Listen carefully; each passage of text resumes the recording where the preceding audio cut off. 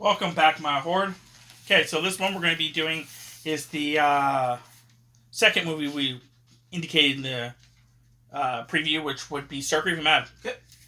Because that's the one Tammy stated, so. Yep. I have a lot less notes for this one. I have all my my 4 notes. This one I had the least amount for. I had about the same amount.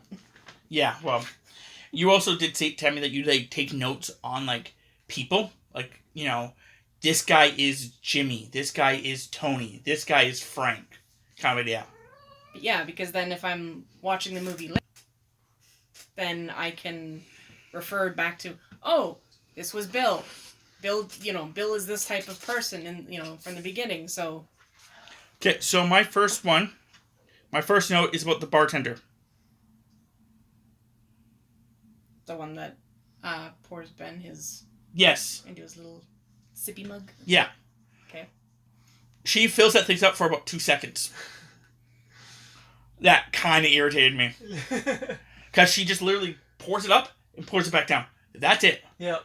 I'm like, that's not how you fill those things. You keep pouring. Yeah, unless you wanted just a top up where it was literally just missing that, but still. It didn't sound like it. But nonetheless. The next comment I have is literally having him by his balls. Yep. Yup. That's literally having someone by his balls. Yes. Why, are you jealous? Oh, yes. Yeah. That was the other thing about that movie, is the fact that there was a lot of comedic... Stop it, Nico! A lot of comedic banter. Yep. She wanted to be... Why I just yelled, stop it, Nico's? She wanted to be on me, but she wants to be on me in a certain way. And I'm trying to reposition her so she can actually get on me in a certain way and not climb on me weirdly and claw me like she was before. And then now she's flailing. I'm like, stop it. Anyway. The next comment I have is, where can I find a 24-hour Chinese restaurant? Yeah, that's kind of unusual. And it's in Chinatown, which I get, but at the same time, it's in Chinatown, and they make a comment in the movie that no one lives here. Yeah. Yeah. So, yeah, I was like, where can I find one? Yep. The next thing I have is talk to you about the girl. Vanessa? Sure. Ex? She's not really his ex. I actually wrote down that she was ex, but as they talk, it was a girl he wanted to bang and it wanted nothing to do with him until the day he wanted nothing to do with her. Yep, until he started ignoring her. And I literally wrote down, fuck you, leave me alone. Fuck you, you left me alone. Yeah. About the size of it. I fucking hated her. I thought it was interesting after, shortly after the crew gets introduced, that you find out they don't get along. They're not there because they're friends. Well, theoretically, they had gotten along. That's the weird part, is the fact that every single time they had ever talked, they had gotten along. It's now that they actually have to do the job, they aren't getting along. Because the fact that they had never really... worked with each other? Yeah. As a person, you're fine, but you're kind of... Oh, when they start getting to their weird habits. Jeffrey. Yeah. I have a very specific note when he's first introduced. Okay, go ahead. Jeffrey is safecracker, in brackets, superstitious fuckhead. And then it's hilarious because later on, Jake, the pyrotechnic demolitions guy, calls him a fuckhead. And I'm like, yes! Same level! Yeah, no, the part that I had commented on was a little bit afterwards. I'm surprised that the drill guy could hear the music. I know, I was thinking that myself. To be fair, I'm surprised anyone in that room could hear the music. You're talking about the one that Jeffrey put on, right? The Muzak or whatever? Yeah. Where he's like, da-da-da-da-da, or whatever the fuck it was. Yeah. It's like, no one would, with that drill? Yeah. No yeah, no, yeah. That drill would just be, overpowering that completely. I've been in a room with someone drilling something and you can't fully hear them. Yeah.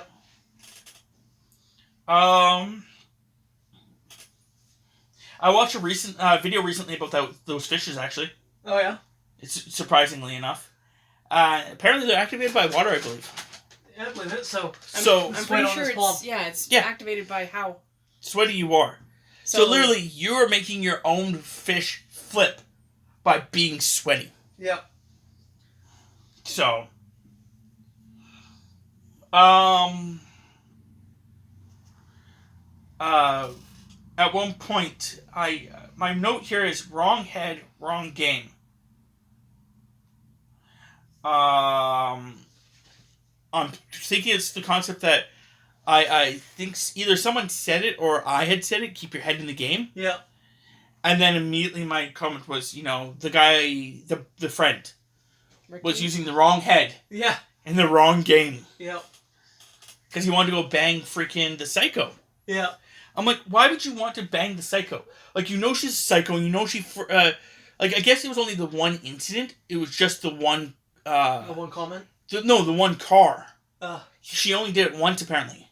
It's, from what I remember hearing later on, he had been trying to bang her for a year, and she just didn't give him the time of day. Yeah. Then, at one point, she just says, F it, and throws a rock through his car.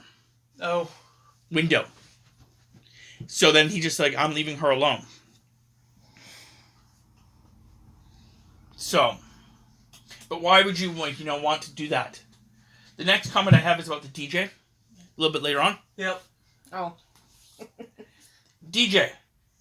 He has no name. Except, apparently he calls himself, His real name.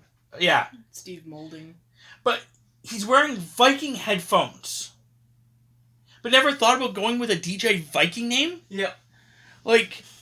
He has, giant Viking headphones. Yep. And just doesn't think of, DJ Ragnarok or something like that? Yep. What the fuck? Yeah. DJ, fuck you. Yeah. The next one is, the Truth or Dare game. It really looks like it was just her playing the game. Yeah.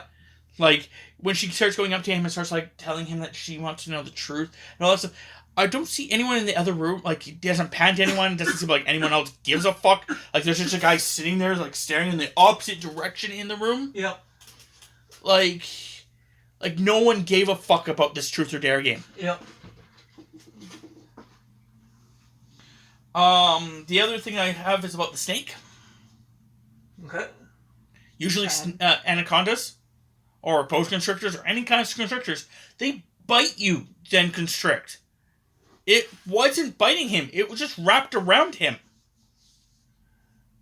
I don't think that's how they work, because I think they have to bite you, because the concept that they want to make sure you don't just slip out. So they bite you, then constrict around you. I know that they constrict a little bit, don't get me wrong, but they don't, constrict to kill you like that thing was. Mm-hmm. I think they bite you, but I could be wrong.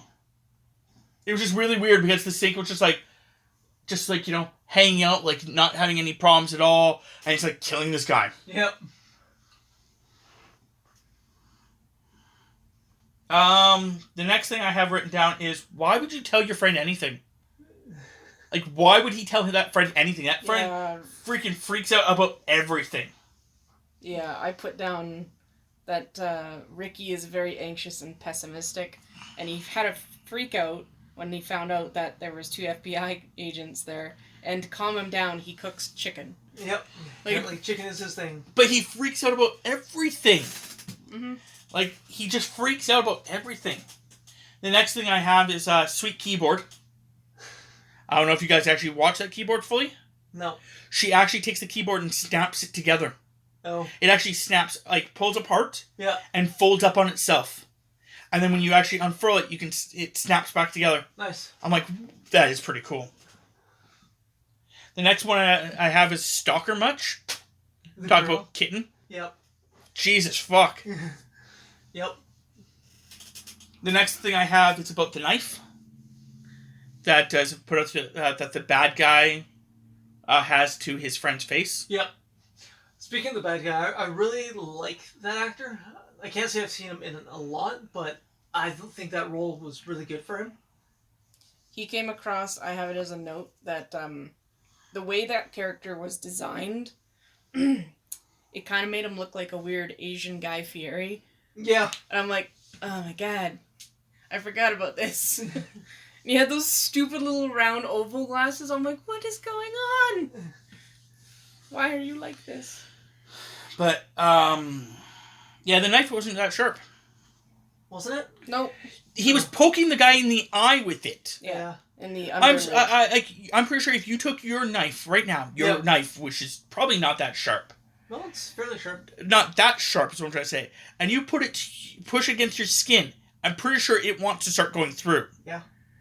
He pushed it against his eye pretty freaking brutally and like rocked it back and forth at one point. Yeah. I'm like, this fucking, if it's not sharp, it would cut his freaking eye open. Yep. And then the last comment I have is about the main character having a mental breakdown. Because he has a mental breakdown at one point, and then his friend, like, you know, talks about the lion and the gazelles, and it boosts his thing. But if you had already thought about everything else that you were doing, why would this hiccup be a problem? Yeah. Like, he had already was going to rob Guy Fieri. That was Close enough. always his plan. He was always going to rob him. Yep. It's Gregory, but close enough. So he already knew that. And I guess he was just going to run away originally. Yeah. But the idea was the fact that, you know, it was just so weird because it felt like if he ran away, he would have been screwed. So why didn't they not have an exit strategy? You know what I mean? Yeah. Like, you know, the fact that the bad guys came in, the other bad guys came in and caused that problem and he used it to his advantage. That's great. But it was so weird that he didn't come with this information beforehand, like a getaway plan, or that they didn't actually, like, you know, figure out what they were going to do. Like, you know, was he just going to, like, you know, never bring the statue to his place? Yep. Like, I don't know, it was confusing how it ended. Like, I liked the movie because, you know, everything went wrong and everything goes good at the end. No, what could go wrong? Everything. What can go right? Everything. But the thing that confused me is just the fact that on my next, my watch through this time was the fact that what was his exit strategy originally? Yeah. Because his exit strategy originally just seemed to be run. You know, but this way, you know, his exit strategy was make them betray each other. Yeah. And then the cops thing, which is a lucky bonus. But, like, if the cops hadn't shown up, it would have taken them longer and then those two would have gotten away with it. And yeah. That's why I think what should have happened, just, you know, rewriting a little bit of the movie, what should have happened is right before they had fully finished it, when the people ran outside, they should have called the cops. Yeah. And said, hey, I'm at this club, and I actually saw some guys going to the basement with some drills and stuff. Yeah. You know, I think they were trying to rob that bank next door. So the cops would have then showed up as the alarm was going off. Yeah. Oh, there. As it worked out, there was... Oh, yes, but theoretically, those cops would also should have never gone down there. Because you would always want backup. Yeah. Because you don't know what's going on. Yeah. So, like, investigating, yeah, but I'm pretty sure you actually are supposed to get, like, backup and stuff like that. Yeah, So, that's why if they had just changed that little bit where they walked up to that phone booth and one of them, you know, calls the cops about it, even if it was jokingly, if it was actually the Kung Pao guy. Yeah. And it makes you think that the Kung Pao guy is going to betray them. Yeah, But you find out it's all part of the plan. Yeah, that would have been, I think that would have been a nice little extra twist to it. Because then you think that the Kung Pao guy is going to betray them. And then it turns out he's not. He's actually still working with them. But yeah, that's about it. I thought it was a good cover when the DJ fucked them on the second playthrough, like the playthrough with the blue disc. And they're like, the delivery guy's like looking at this fuse box. He's like, and it's got wires that go up. Yeah. Right next to a vent. Well, the other So thing... a small pop here probably sounded really loud out there, and it's like, That's like a really skirting it by kind of lie there, bud. Like, well, the other two things I was going to bring up is the fact that the FBI guys who were supposed to just be there to observe. They were there for something completely different. Yeah, well, they were observing, waiting for the other person. But anyway, it's weird that when the guy came out, all gagged up and stuff like that they didn't remove his gag to ask him. Yeah. I was like, okay, I guess they're just trying to keep their cover. But then when he's like, oh, we should go downstairs and investigate. I'm like, bitch, you're not a cop. You're just some douchebag at my club. Get the fuck out of here. Yeah. Like, unless they knew he knew and were like, running with it. Yeah. But I don't know. It's just, that part was also weird, but, I like the random little National Geographic quotes and stuff. Like when turns out that Jeffrey's an epileptic and has a seizure, and they bring him outside, and then he's like, F the... He's a Christian Scientist. Yeah. A what? A Christian Scientist. Yeah. Yeah. Or how he learned off the Cantonese channel, learned how to speak. Yeah. Cantonese or Mandarin or whatever. But anyway, overall, it was a pretty good movie, I thought. I enjoyed it. Watching it back again, now like the third or fourth time. I was going to ask, how many times have you seen this and movie? trying to break it down. Like I said, those are my major this is about my nitpicks. Second time I think I've seen it. Second or third. So, going into the ratings for this one, the critics said 20%. Harsh. The audience said 56%. Okay. And IMDb says 6.4 or 64%.